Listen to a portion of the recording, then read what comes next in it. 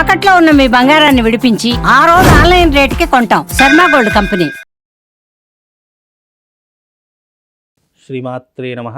శ్రీ గురుభ్యో నమః.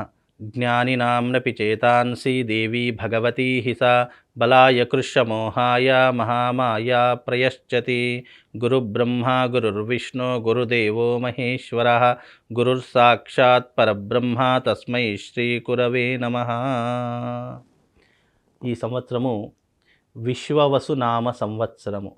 ఈ సంవత్సరంలో గోచార ఫలితాలు ఎలా ఉన్నాయి, రాబోయేటటువంటి ఈ విశ్వవసునామ సంవత్సరంలో ప్రతి ఒక్కరి యొక్క గోచార ఫలితాలు, వాళ్ళ యొక్క రాసుల యొక్క వివరాలు ఏ రకంగా ఉంటున్నాయి, లాభ నష్టాలేంటి, సుఖదుఖాలేంటి, అదృష్ట యోగాలేంటి, మీ జాతకంలో గోచార ఫలితాలు అనేటటువంటి ప్రభావాలు ఏ రకంగా మీ మీద ఇంపాక్ట్ చూపిస్తున్నాయి అనేటటువంటి అన్ని విషయాలు ఈ రోజున మనం తెలుసుకుందాము. ఎందుకంటే ప్రతి సంవత్సరము ఉగాది రోజున మనకేంటి అంటే గురువు యొక్క గ్రహము, శని గ్రహము యొక్క ప్రభావము, తీవ్రమైనటువంటి ప్రభావం మనిషి మీద పడేటటువంటి లక్షణాలు ఎక్కువగా ఉంటూ ఉంటాయి.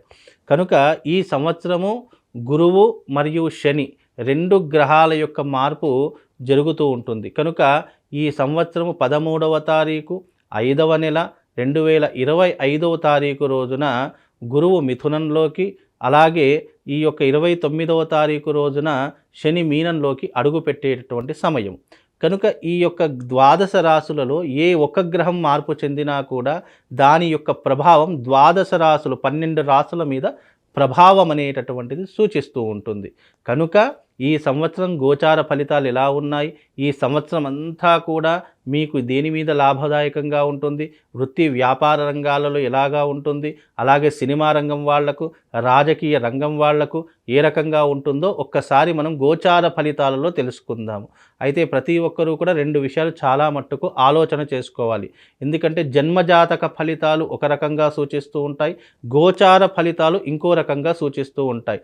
జన్మజాతక ఫలితాలు వ్యక్తిగత జాతకాన్ని బట్టి నిర్దేశించడం జరుగుతూ ఉంటుంది, గోచార ఫలితాలు తమ యొక్క రాశిని బట్టి నిర్దేశించడం జరుగుతుంది. కనుక ఈ రెండూ కూడా అర్థం చేసుకోవాలి. జన్మజాతక ఫలితాలు వేరే, గోచార ఫలితాలు వేరే.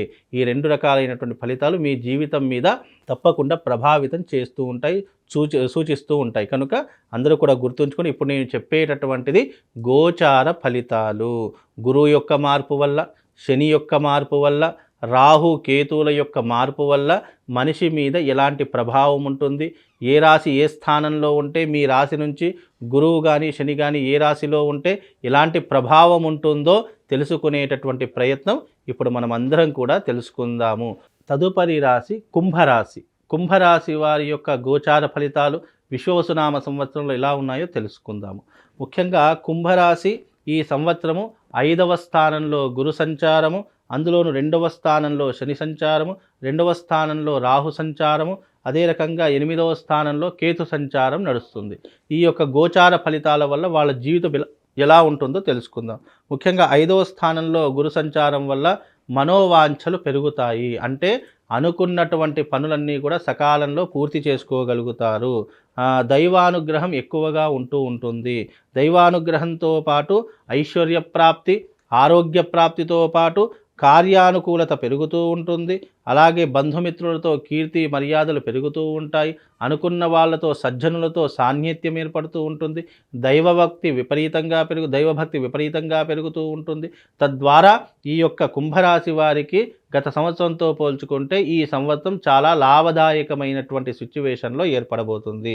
అందులోనూ ఈ సంవత్సరము శని 2వ స్థానంలో ఉన్నటువంటి కారణం చేత డబ్బులు కాస్త అధికంగా ఖర్చు అవుతూ ఉంటాయి. బంధుమిత్రులతో చిక్కులు చికాకులు అనేటివి కొంతవరకు ఏర్పడుతూ ఉంటాయి. గురువు బలం బాగానే ఉంది, కానీ శని 2వ స్థానంలో ఉన్నాడు కాబట్టి 2వ స్థానంలో ఉంటే ఎలా ఉంటుంది అని అంటే గౌరవ నాశనము. మనము తిట్టేవాళ్ళు అదే రకంగా ఉంటాడు, పొగిడేవాడు అదే రకంగా ఉంటూ ఉంటాడు. అలాగే కాస్త ధనహాని, అంటే సంపాదిస్తాము కానీ వ్యర్థమైనటువంటి దానికి ఎక్కువగా ఖర్చు చేస్తూ ఉంటాము. అలాగే ముఖ్యంగా దూషణలు, ఆరోగ్య నాశనం, అంటే మనల్ని తిట్టేవాళ్ళు, ఇబ్బందులు పెట్టేటటువంటి వాళ్ళు, మనల్ని దోచుకునేటటువంటి వాళ్ళు విపరీతంగా అయిపోతూ ఉంటారు. అలాగే మన ముందర మంచిగా మాట్లాడి వెనక గోతులు తవ్వేటటువంటి వారు ఎక్కువగా ఉంటూ ఉంటారు. తద్వారా ఏమవుతుంది అని అంటే గనక కుంభరాశి వారికి గురువు బాగున్నప్పటికీ కూడా శని రాహువులు బాగాలేరు. కేతువు కూడా 8వ స్థానంలో ఉన్నాడు కాబట్టి ఆలోచనలన్నీ కూడా వక్ర మార్గం వైపు వెళుతూ ఉంటాయి. మద్యము, మగువలు, జూదము, బెట్టింగ్లు ఇలాంటివి ఎక్కువగా జరుగుతూ ఉంటాయి. తద్వారా ఏమవుతుంది అని అంటే గనక డబ్బులు అధికంగా పోగొట్టుకునేటటువంటి లక్షణాలు ఏర్పడుతూ ఉంటాయి. ఏదైనా మంచి పని చేద్దాము అనుకుంటే వెంటనే ఏమవుతుంది అంటే గనక ఆ పని చేయకుండా చెడు ప్రయాణాలు ఎక్కువగా చేస్తూ ఉంటాము. కనుక కుంభరాశి వారికి మధ్యమమైనటువంటి మిశ్రమమైనటువంటి ఫలితాలు ఉన్నాయి. కొంతవరకు శని ప్రభావం కూడా ఏర్పడేటటువంటి అవకాశం ఉంటుంది కాబట్టి ఈ సంవత్సరము కాస్త కష్టపడి శ్రమనోడ్చి ఈ సంవత్సరం కనుక గట్టెక్కితే నెక్స్ట్ ఇయర్ నుంచి మీ యొక్క జీవితం చాలా అద్భుతంగా ఉంటుంది. ఈ ఇయర్ బాగాలేదని కాదు, మిశ్రమమైనటువంటి ఫలితాలు, మధ్యమమైనటువంటి ఫలితాలు ఉన్నాయి. కొంతవరకు మీకు బాగుండేటటువంటి లక్షణాలు ఏర్పడతాయి. ఇంకా మెరుగైనటువంటి ఫలితాల కోసం అరిష్ట నివారణ తంత్ర యాగం చేయించుకోండి. తద్వారా మీకు శుభం లాభంతో పాటు అదృష్ట యోగం కలుగుతుంది.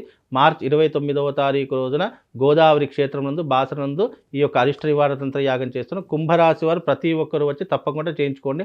అందులోనూ షష్టగ్రహ కూటమి యొక్క ప్రభావము, సూర్యగ్రహణం యొక్క ప్రభావం రెండూ కూడా ఈ కుంభరాశి మీద ప్రభావం చూపిస్తున్నాయి. ఎందుకు అనంటే గనక 29వ తారీఖు రోజున షష్టగ్రహ కూటమి ఏర్పడుతుంది.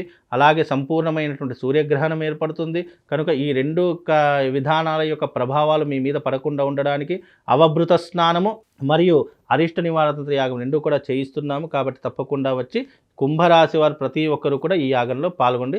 తద్వారా మీకు శుభము లాభముతో పాటు అదృష్ట యోగం కూడా కలుగుతుంది. ఇది కుంభరాశి వారి యొక్క గోచార ఫలితాలు.